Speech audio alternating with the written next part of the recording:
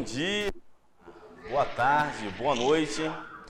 Estamos aqui com mais uma live do Brasília Soluções Jurídicas, agora em parceria com a empresa Pacta Fiscal, né, que trabalha com recuperação de créditos tributários.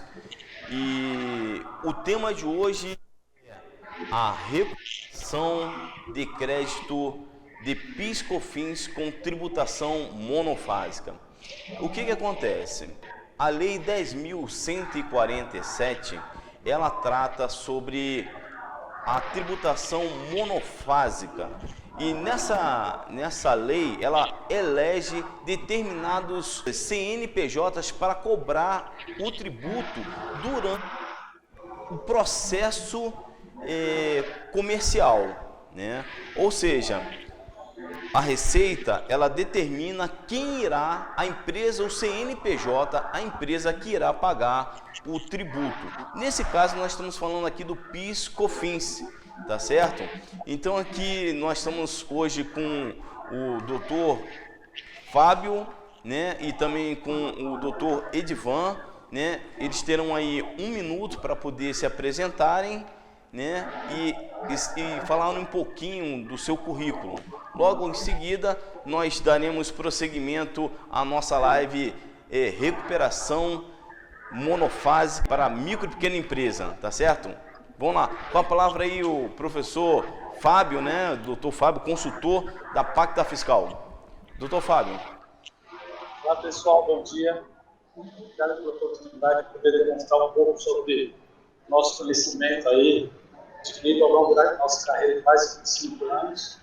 Eu sou consultor tributário, atuando, ajudando, na verdade, as empresas a buscar aquilo que ela pagou a maior de impostos nos últimos anos aí. O nosso trabalho é um trabalho que ajuda diretamente a restituição de impostos que foram pagos a maior, de uma maneira direta, na conta da empresa ou através de restituições e compensações. Ao longo da minha carreira profissional, eu já participei, logicamente, com a minha equipe, né, em mais de 700 projetos, buscando valores que foram pagos a maior, atuando em empresas de pequeno, médio e grande porte, grandes grupos aí, nacionais e multinacionais, e sempre tendo êxito em nossos projetos. Então, ao longo da minha carreira aí, tive a grata surpresa de poder ajudar essas empresas nesse tipo de reaver que foi pago a maior, auxiliando, logicamente, né, os departamentos contábil, fiscal e recursos humanos com o nosso conhecimento técnico. Muito obrigado, doutor Fábio. Agora passaremos a palavra para as considerações iniciais e a apresentação, né, doutor Edivan. Bom dia a todos. Muito obrigado novamente, doutor Renato Porto, aí, do Brasília Soluções Jurídicas, ao Fábio aí da Pacta Fiscal, para fazer esse bate-bola aqui, essa conversa sobre micro e pequena empresa, Simples Nacional. Meu histórico profissional, background profissional, durante muito tempo eu fui do Ministério da Economia na área de micro e pequena empresa, então sempre estávamos debatendo, junto ao Comitê Gestor do Simples Nacional, as resoluções do Simples Nacional, em especial sobre a diferença de alíquota, né, substituição tributária, ISS, eventualmente PIS/COFINS, mas mais focado na área de exportação, né, seria o PIS/COFINS da exportação, que a gente via que já tinha algum equívoco na resolução 140 do CGACN. Então, durante muito tempo a gente acompanhou isso, inclusive a gente tem um material que é gratuito. Quando nós trabalhávamos no Ministério da Economia, tinha um Fórum Permanente da Micro e Pequena Empresa. Lá você tem material chamado Lei Complementar 123 anotada. Lá você tem todas as resoluções do CGACN anotadas dentro da Lei Complementar 123, que é a lei do Estatuto Nacional da Micro e Pequena Empresa, mas também é a lei do Simples Nacional. Então, quem quiser pode ter gratuitamente. Nós vamos estar montando materiais sobre PIS, COFINS, ICMS, junto com o Pacta Fiscal, e também disponibilizar no portal aí do Brasília Soluções Jurídicas, junto com o portal aí do Pacta Fiscal. E devolver a palavra aí ao doutor Renato Porto. Muito obrigado, professor Edivan, doutor Edivan, pelas considerações iniciais. Queremos dizer que O patrocínio dessa live agora é a empresa Pacta Fiscal, né? A empresa Pacta Fiscal, que trabalha com recuperação tributária. O Brasília Cursos e Soluções Jurídicas, a empresa que vai trazer várias informações de projetos, recuperação tributária e tantas outras situações. Uma nova aqui, já estou avisando aqui para vocês que estão agora entrando na live, que teremos também um curso completo de direito condominial, né? Condomínios, assembleia virtual, etc. Né? Já estamos começando as gravações, projetos também com a professora Márcia. E agora, com a parceria aqui com a Pacta, teremos aqui recuperação de créditos tributários para micro e pequena empresa. Não esqueça, depois você entra lá no site do Brasília Cursos e Soluções Jurídicas e você vai ter um banner informando lá de um telefone 0800 ou um telefone WhatsApp ou um e-mail que você vai poder entrar em contato, vai poder fazer a sua consulta gratuita e saber o que você está pagando a maior de tributo, tá certo? Esse patrocínio aqui é da New Communication. A New Communication está organizando toda essa live aqui, então se você tem interesse em fazer uma live parecida com essa, entre aqui nesse banner que vai aparecer aí, New Communication, e se informe como fazer lives como essa, tá certo? O doutor Francisco aí, o dono da New Communication, que é o grande patrocinador dessa live aqui. Então passemos agora para a primeira pergunta, né? A primeira pergunta vai direcionada aí para o doutor Edvan, né, que foi coordenador de micro e pequena empresa do Ministério da Economia. Ele vai dizer quais são os critérios para que a micro e pequena empresa se enquadre como MPE. Com a palavra, professor Edvan. Obrigado aí, professor Renato. Essa pergunta é bem importante, porque existe muita confusão. Primeiro, desmistificar a Lei Complementar 123. A Lei Complementar 123 é mais do que a Lei do Simples Nacional, é a lei do Estatuto Nacional da Micro e Pequena Empresa, e dentro dela você tem o capítulo específico tributário. Então, primeiramente, o pequeno empresário, o micro e pequeno empresário ou o contador, né? Os contadores já sabem muito sobre isso. Tem um capítulo específico que determina qual o critério para que você, micro e pequena empresa, possa ser optante do Simples Nacional. O Simples Nacional ele é um regime tributário, como lucro presumido, lucro real, na qual você opta para fazer, né, a sua tributação nesse sistema ou nesse regime. O primeiro critério, que é o mais conhecido de todos, é o critério da receita bruta. Ou seja, uma micro e pequena empresa que, eventualmente, já tem noção que vai faturar até o limite de 4.800.000, ela pode optar por esse regime tributário. Se a empresa entender que ela vai faturar até 81 mil, ela nem precisa ir na junta comercial fazer o contrato social dela. Ela pode entrar no portal do empreendedor e abrir o MEI. A partir do momento que esse mês passar a faturar acima de 81 mil, ele vai ter que migrar para uma microempresa, que é até 360 mil anual. Se a partir daí ele aumentar acima de 360 mil anual, aí ele é uma empresa de pequeno porte. Nós chamamos de pequena empresa, mas na verdade o termo da lei é EPP, empresa de pequeno porte, até o limite de 4.800.000. Se ele ultrapassar esse limite, provavelmente vai ter que se desenquadrar, que é o termo que a gente chama, e escolher um dos regimes tributários paralelos ao Simples, que é o regime de lucro presumido ou lucro real.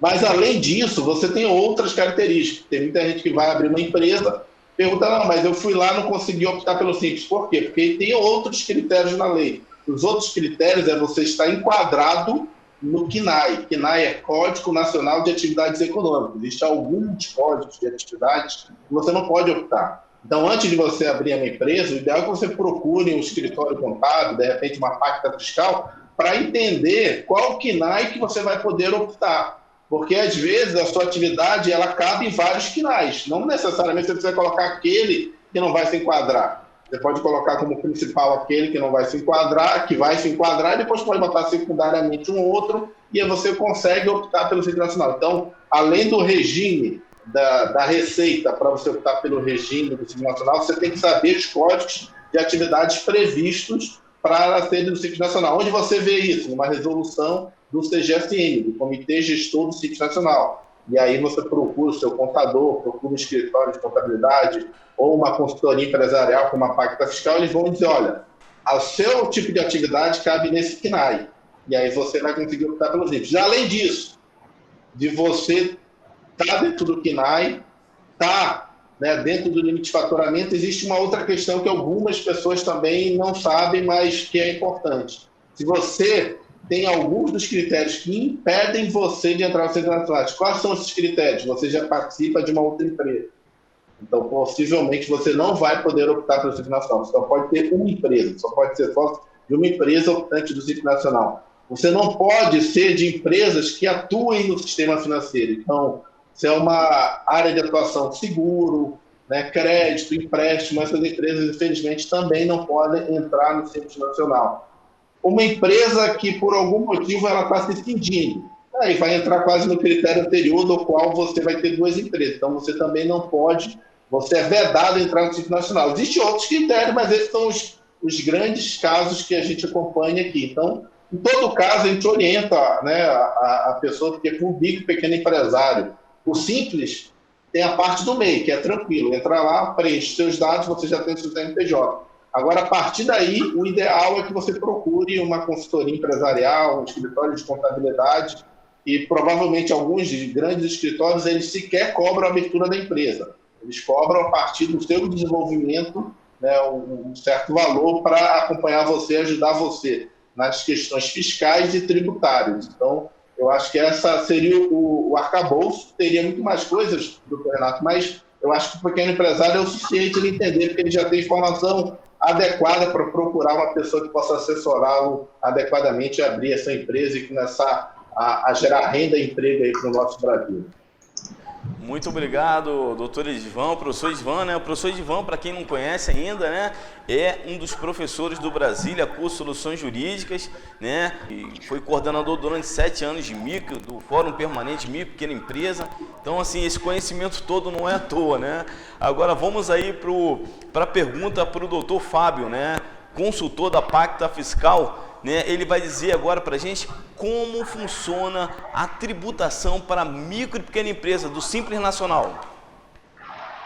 Bom, Renato, a legislação do Simples Nacional, como o doutor Ivan bem disse, a Lei Complementar 123 de 2006, ela veio trazer de uma maneira simplificada o recolhimento dos impostos para as empresas quadradas do Simples Nacional. Por quê?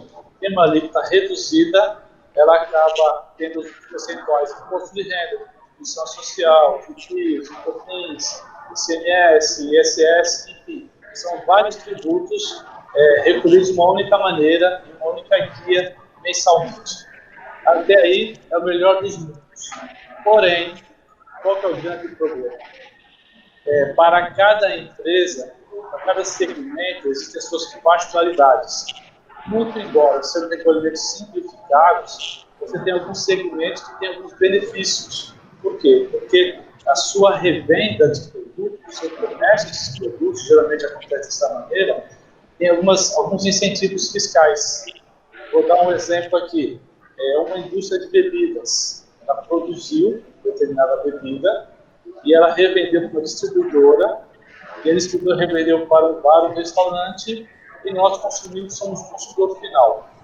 Nessa etapa inicial, a indústria fez essa produção dessa bebida, ela recolheu antecipadamente em toda a cadeia subsequente os impostos federais, PIS e COFINS, o que é muito comum.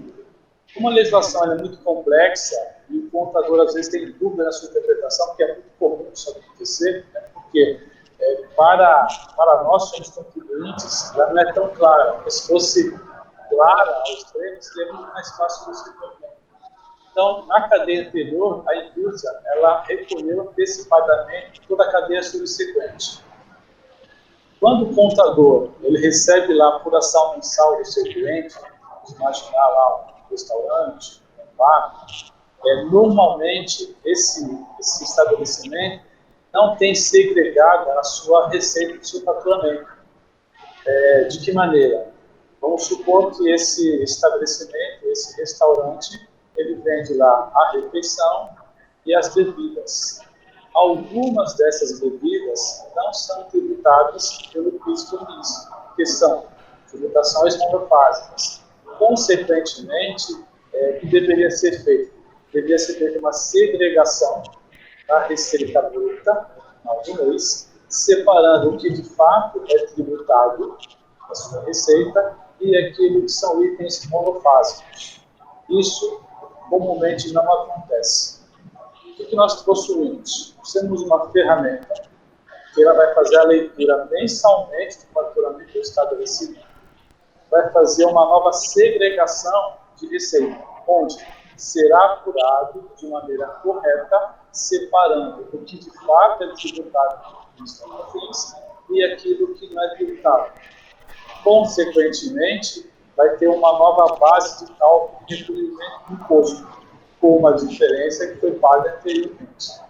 É justamente sobre essa diferença que nós fazemos. Entramos com um pedido administrativo junto à Receita Federal, pleiteando essa restrição do valor que foi pago a maior.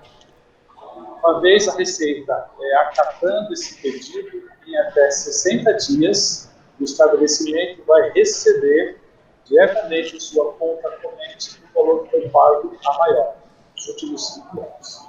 Então, o que nós fazemos? Nós auxiliamos as empresas, os escritórios de contabilidade, a fazer uma apuração melhor com a nossa ferramenta.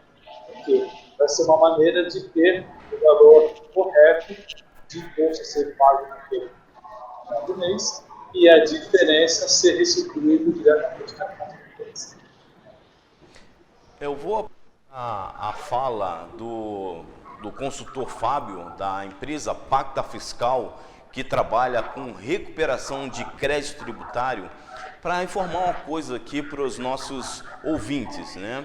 Nós temos já uma decisão definitiva da Suprema Corte Federal dizendo que o ICMS ele não deve integrar a base de cálculo do PIS/COFINS. Da mesma forma, o ISS ele está caminhando no mesmo sentido. Também já tem uma decisão do Celso de Mello. Hoje há um ministro do STF que pediu vista do processo, mas está caminhando no mesmo sentido, do ISS ser retirado da base PIS/COFINS. Ou seja, o que eu estou dizendo para você? Você, meu amigo empresário, você precisa entender que se você está insatisfeito com a carga tributária que você está pagando, você precisa fazer essa consultoria. Você precisa consultar uma empresa como a Pacta Fiscal, por exemplo, para saber se você está pagando tributo a maior. Às vezes, nós deixamos de requerer um direito justamente porque não sabemos que você tem esse direito. Ou seja, você pode sim rever o seu pagamento, pedir uma auditoria tributária aí com o nosso consultor aí da Pacta Fiscal. Já falei para você, né? Falar novamente, lá no site do Brasília Cursos de Soluções Jurídicas, você vai encontrar um banner com um e-mail e um telefone para você entrar em contato e saber como você faz esse tipo de consultoria. Voltando agora a palavra aí para o nosso doutor e professor Edivan, eu gostaria de saber qual a experiência que ele tem sobre a tributação para micro e pequena empresa do Simples Nacional. Doutor Renato Porto, a gente participou nos últimos anos, aí, como você bem colocou, da formulação das políticas públicas nacionais de micro e pequena empresa, inclusive na área tributária. Então, participamos ativamente da construção das tabelas, né, do Simples Nacional, da Lei Complementar 147, lá na época que era o ministro Afif, né, que estava à frente, tinha status de ministério. Então, a gente verificou que naquele momento nós já tínhamos dificuldades no Simples Nacional pela quantidade, né, apesar de ser simples, o nome é simples, mas quantidade, vamos dizer assim, de tabelas que existiam. Na época existiam 20 faixas de faturamento, né? Apesar de na época era 3.600.000, mas existiam 20 faixas ali. Então existia uma certa mudança de faixa que ocasionava essa questão de você ficar ali nas primeiras faixas ali, porque a tributação era menor, então não tinha uma escala, né? uma rampa que você pudesse automaticamente aumentando seu tributo proporcionalmente à sua receita. O que ocorria quando você mudava de faixa, o aumento era desproporcional ao aumento de receita. Então, muitas empresas acabavam criando, vamos dizer assim, o chamado CNPJ fictício, né? O fictício lá, né? O CNPJ que você até para fazer uma... Isso não tem nenhum problema, não é nenhuma ilegalidade, o doutor Renato é especialista tributário, sabe disso. Você está fazendo uma elisão fiscal, você está criando uma outra empresa num segmento que você já atua e ali você está fazendo um planejamento tributário. Isso foi feito na Lei Complementar 147, essa adequação, criando-se menos faixas, criou-se só 5 faixas do Simples Nacional para tentar adequar isso. Passou-se a valer a partir de 2016, 2015, mas existem outras situações, como o próprio doutor Fábio aí colocou. Tem a questão do PIS, do COFINS, você tem a questão do CMS, substituição tributária, né? Ou seja, que existe também um recurso no Supremo Tribunal Federal, existe um decreto legislativo tentando suspender essa resolução do CONFAS, que é uma resolução na qual obrigou todas as empresas do Simples fazerem também o recolhimento do ICMS interestadual, essa diferença de alíquota, para cada um dos estados na qual estão enviando mercadoria. Ou seja, além de pagar o Simples, a empresa tem que fazer o cadastro em cada uma das receitas estaduais, nos 26 estados mais o Distrito Federal, para ficar controlando isso. Ou seja, já sabe da dificuldade do pequeno empresário em trocar o seu negócio, ainda mais nesse momento de pandemia e de recessão econômica, e todas as situações. Isso foi a partir de 2018, 2019, né, tem alguns empresários que entraram na justiça, né, tentando postergar essa validade do CONFAS, mas alguns estados não atenderam, então alguns estados cobram, outros não cobram. Aqui no Distrito Federal foi zerada essa diferença de alíquota, então, apesar de ele ter aderido à resolução do CONFAS, ele não cobra, ou seja, apesar de você ter adesão, você não precisa ficar fazendo cálculo porque é zerado essa diferença de alíquota. E tem também o ISS, né, como o doutor Renato falou, e no nosso caso nós estávamos discutindo o ISS na exportação.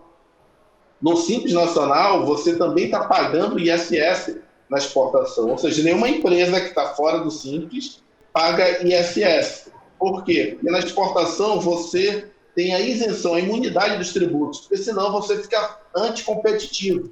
Você, na realidade, você está exportando tributos. Se a sua mercadoria, o custo dela, o custo de venda dela é 10 mil, se você está cobrando do empreendedor aqui no Brasil mais R$1.000 de ISS, né, R$5.000 de ISS, ou R$500, 5% da alíquota, o empreendedor vai ter que exportar isso a 105 mil ou a 10.500 e 500 é imposto. Por que no Simples está sendo cobrado? Porque, como o doutor Fábio falou, o Simples é uma guia única. Ou seja, você tem lá dentro o ISS, o INSS, tem todas as contribuições lá dentro. Então, o correto da Receita era retirar do cálculo esse ISS e pagar só as contribuições, porque você é isento de imposto na exportação, para você ter mais competitividade no comércio exterior. Só que o ISS e o ICMS ficam lá dentro, numa mesma tabela. Como o doutor Fábio falou, é uma guia única. Então, isso estava sendo discutido no comitê gestor, porque isso aí levaria... era o grande problema, porque na verdade tinha que adequar sistemas para fazer valer a nossa norma constitucional, né, de imunidade tributária na exportação e também a norma legal, né, porque na própria norma, inclusive, existe lei dizendo que não precisaria ser pago isso, mas como se juntou numa guia única, que é dentro de um sistema, teria que adequar o sistema para que não fosse cobrado essa coluna do ISS dentro da guia do Simples Nacional, né, quando tivesse uma exportação de serviços, né, o ISS. Então, são essas situações que a gente enfrenta e como o doutor Renato falou aí, você que tem alguma dúvida, né, aí a Pacta Fiscal deixou essa primeira auditoria, essa primeira visão da sua empresa gratuita. Você pode ir lá fazer, você não vai pagar nada, você vai ter gratuitamente toda a análise, né, tributária, fiscal da sua empresa e, eventualmente, se houver indícios de que você teve um pagamento maior para a Receita Federal, né, ou para qualquer fisco, e aí a Pacta Fiscal vai fazer um acordo com você de tentar recuperar esse crédito e, a partir da recuperação desse crédito, é que talvez vai haver uma comissão, né, a comissão da Pacta Fiscal, ou seja, você não tem, quer dizer, risco zero, você só tem, na verdade, benefícios aí nessa parceria aí que o doutor Renato, Brasília Cursos, fez com a Pacta Fiscal. devolvo aí a palavra, doutor Renato. Muito obrigado, professor Edvan, doutor Edvan. Agora vem a pergunta que não quer calar, né, doutor Fábio, da pacta fiscal. As empresas, os CNPJs do Simples Nacional, micro e pequena empresa, eles conseguem recuperar tributos pagos a maior? Com a palavra, professor Fábio. Bom, doutor Renato, essa questão é muito emblemática, né? Porque os empresários, de maneira geral, eles imaginam o seguinte: não, eu estou pagando a maior aqui, vou ser fiscalizado, estou tranquilo. Na verdade, não é bem assim. Nós que somos contribuintes, eu sempre dou um exemplo muito fácil de entender. Vamos imaginar que eu tenho uma conta de energia elétrica debitada em conta corrente. Então, lá, todo mês, no dia X, lá dia 20 de cada mês, o meu banco debita da minha conta esse valor de energia elétrica. Vamos imaginar que, por um motivo qualquer, minha esposa, querendo me ajudar, recebeu lá a fatura da conta de energia e falou assim: poxa, deixa eu pagar a conta esse mês sem ajuda do meu esposo. Esqueceu, estava em débito automático. Ela foi lá e pagou. Ou seja, a concessionária de energia recebeu 2 vezes pela mesma fatura. Só que a concessionária, ela não vai bater na minha porta: ô, Fábio, você pagou aqui nesse mês 2 vezes a sua conta de energia, vou te devolver o valor de duplicidade. Isso só vai acontecer se eu chegar na concessionária, entrar em contato com eles, falar assim: olha, concessionária, eu paguei aqui no mês de agosto 2 vezes a mesma fatura, o que eu faço agora?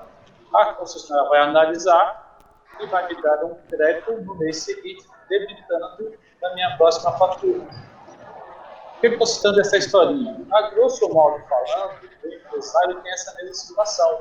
Sempre que ocorre um pagamento indevido a maior, seja por dúvida na legislação ou porque acabou acontecendo um erro operacional, ele fica com crédito em seu favor. Se ele não pleitear esse crédito junto à Receita Federal, a Receita vai agradecer. Então, o que nós fazemos? Como o próprio doutor Edvan disse agora há pouco, nós sempre propomos para as empresas, sem nenhum custo operacional, fazer uma verificação de oportunidades no seu dia a dia das suas operações, para buscar o quê? Pagamentos que foram feitos a maior. Uma vez identificados esses pagamentos, tem toda a questão do nosso departamento operacional que vai buscar os últimos 5 anos, que é o período prescricional, rastreando, na verdade, aquilo que foi feito de pagamento a maior. Uma vez identificado esse pagamento a maior, as micro e pequenas empresas do Simples Nacional têm esse benefício de recorrer juntamente à própria Receita Federal, logicamente com todo o embasamento legal, pleiteando essa restituição dos valores que foram pagos a maior. A Receita vai analisar esse pedido, vai validar esse pedido, porque ela tem a base que foi pago a maior na época, com a base correta que deveria ter sido pago naquela ocasião. Ela vai fazer o quê? Um encontro de contas e vai estar restituindo diretamente na conta da própria empresa, em até 60 dias, os valores que foram pagos a maior nos últimos 5 anos. Então, esse é justamente o trabalho que nós realizamos. Inicialmente, passa por um estudo prévio de oportunidades. Identificando essas oportunidades, é gerado um relatório para a empresa vai analisar essa viabilidade de trabalho e, a partir daí, autorizando o nosso trabalho, nós entramos esse pedido junto à Receita Federal sem nenhum custo operacional. A nossa remuneração somente acontecerá depois que a empresa tem aquele benefício que foi feito diretamente na conta corrente dela. Então, ela recebeu aquilo que ela tinha como direito de um crédito e, com base nesse recebimento, nós cobramos um pequeno percentual de taxa de sucesso do nosso trabalho que foi realizado.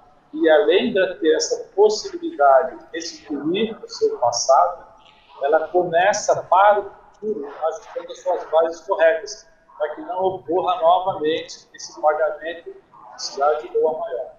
Esse é o trabalho que nós realizamos com muito sucesso e trazendo muitos recursos financeiros para as empresas em qualquer segmento. Bares, restaurantes, farmácias, perfumarias, autopeças, revendas de pneus e por aí vai. São inúmeros segmentos específicos que ocorrem esse tipo de possibilidades reais de créditos. Deixa eu fazer uma pergunta para você, professor Fábio. Eu gostaria de saber do professor o que significa tributação monofásica, e aí, na mesma resposta, eu gostaria que respondesse aí para os nossos empresários, os nossos empreendedores, aqueles profissionais liberais, que existem profissionais liberais que pagam tributo anual também. Eu tenho casos no nosso escritório de lançamento de ofício do fisco, onde eu consegui reduzir a carga tributária lançada de ofício de R$70 mil para R$2.500. Ou seja, o fisco fez um lançamento de ofício e acarretou mais de R$60 mil de tributos paga maior.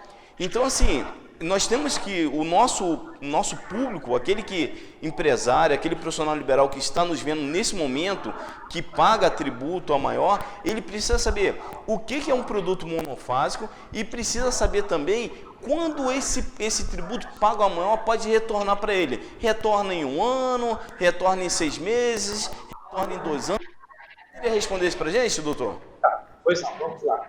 Quando se fala em tributação monofásica, mono significa uma única vez. Então, vamos supor, a indústria, vou voltar lá para a indústria de bebidas, ela produziu refrigerante, por exemplo. Então, quando ela produz o seu refrigerante, ela já recolhe antecipadamente com toda a cadeia subsequente. Vamos supor, a indústria de bebidas produziu refrigerante, vendeu para uma distribuidora, que vendeu para outra distribuidora, que vendeu para um bar, que vendeu para um restaurante. O recolhimento do PIS e COFINS monofásico se dá somente nessa etapa inicial na indústria. Quando o produto sai da indústria, não exige mais o recolhimento do PIS e COFINS. Por isso, a tributação monofásica ela ocorre somente uma única vez.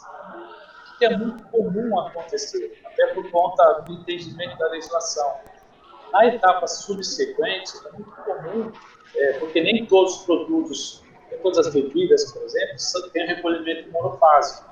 Então, em uma distribuidora de bebidas, vai ter produtos que são recolhimentos monofásicos, não incidem mais recolhimento do PIS e COFINS, e produtos que têm recolhimento de PIS e COFINS normalmente. Só que no final de uma apuração mensal, você vai ter uma receita unificada de produtos monofásicos e produtos com tributação de PIS e COFINS. Por quê? Isso aí envolve o quê? Sistema de segregação de receita.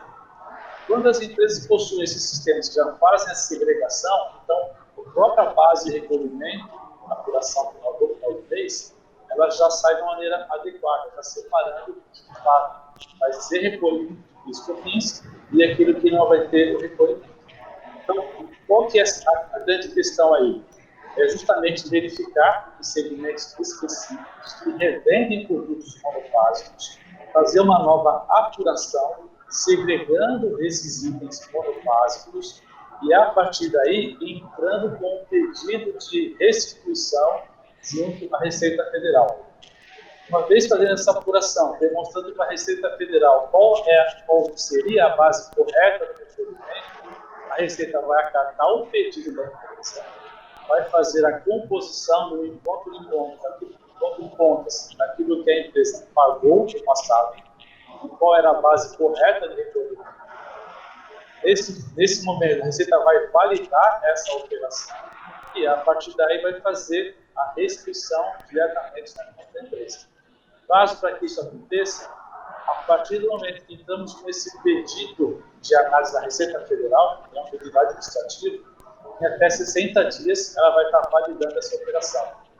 Por que eu falei até 60 dias, doutor Renato? Porque existem casos que aconteceram a restrição 19 dias e outros 59 dias. Então, assim, para não ter nenhum tipo de expectativa, nós falamos 60 dias porque é um prazo de segurança para que a empresa tenha esse valor, esse lucro na sua conta corrente. Muito obrigado aí, professor Fábio, doutor Fábio, consultor, né, da Pacta Fiscal, né, essa empresa aí que está chegando para ajudar muitos empreendedores nesse período de pandemia, né?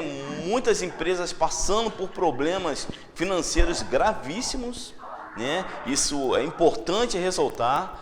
Nós temos uma pandemia acontecendo nesse momento. O Brasil está sofrendo com essa pandemia, né, do Covid-19, e muitas empresas estão fechando portas com crédito a receber da Receita Federal, a receber do fisco estadual. Então, assim, é até difícil dizer isso para você, né? Mas não deixe. A justiça, ela não socorre aos que dormem. E eu diria que você só vai conseguir sobreviver a esse período de pandemia se você usar os direitos, as armas que estão postas para você usar. Então, o Brasília Cursos de Soluções Jurídicas, em parceria com a Pacta Fiscal, está oferecendo mais essa arma para você usar. Faça essa auditoria tributária e saiba se você está pagando tributo além do necessário, tá certo? E aí agora nós voltamos a palavra para o doutor Edivan, professor do Brasília Curso de Soluções Jurídicas, perguntando para ele qual a experiência que ele tem em relação a tributação para micro e pequena empresa na recuperação de crédito tributário. O que o professor acha? Se é importante, qual a experiência que tem da recuperação de crédito no sistema de micro e pequena empresa? Professor Edivan. Doutor Renato, que nós temos visto muito na DIFAL, né, na diferença de alíquota, que é a questão do ICMS. Como eu falei, o convênio do CONFAZ, né, ele está judicializado, né, tem a ADIM lá no STF e tem também o decreto legislativo. A par disso, ainda existe cada estado, né, colocando ou retirando o ICMS dentro da própria base de cálculo. Ou seja, o que a gente acompanhou nesse período lá, que antes de sair do Ministério da Economia, é que várias empresas tiveram que judicializar o que seria para o pequeno empresário colocando ou retirando o ICMS da base de cálculo. Ou seja, você dentro do Simples, você já paga o seu ICMS. Ou se tiver uma lista, você paga o ICMS por fora. Então, se você tem um produto, por exemplo, ficar de R$10 mil, você vai pagar o ICMS, vamos lá, de 12%, você vai pagar 1.200 de ICMS.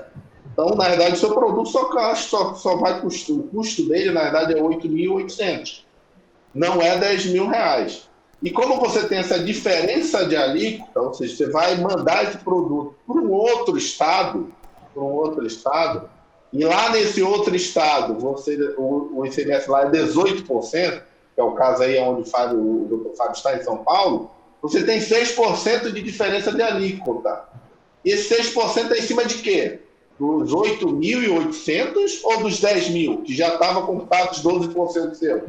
E aí cada estado tem feito da sua forma, porque o CONFAZ deixou aberto isso. Isso causa no nosso sistema tributário essa situação. Então, como o doutor Renato falou, infelizmente, né, o direito não socorre aqueles que dormem. Então, você tem que ver o seu estado, passar por uma consultoria tributária ou pelo escritório de advocacia tributária, como tem o doutor Renato Porta e a advocacia. Então, tem várias situações. Eu vi várias empresas, né, principalmente os grandes, mais ou menos médios, escritórios de contabilidade e de advocacia fazendo esses questionamentos, né, sobre esses convênios do CONFAZ. Estão previstos na Constituição, mas o convênio do CONFAZ é um ato praticamente infralegal, não é passado pelo Congresso, na realidade é um conselho de política fazendária, na qual se reúne todos os secretários de fazenda, né, dos estados brasileiros e faz essas resoluções, muitas das vezes, né, como ocorreu com o 93, que está questionado em ADI, no Supremo Tribunal Federal, sobre a constitucionalidade ou não dele.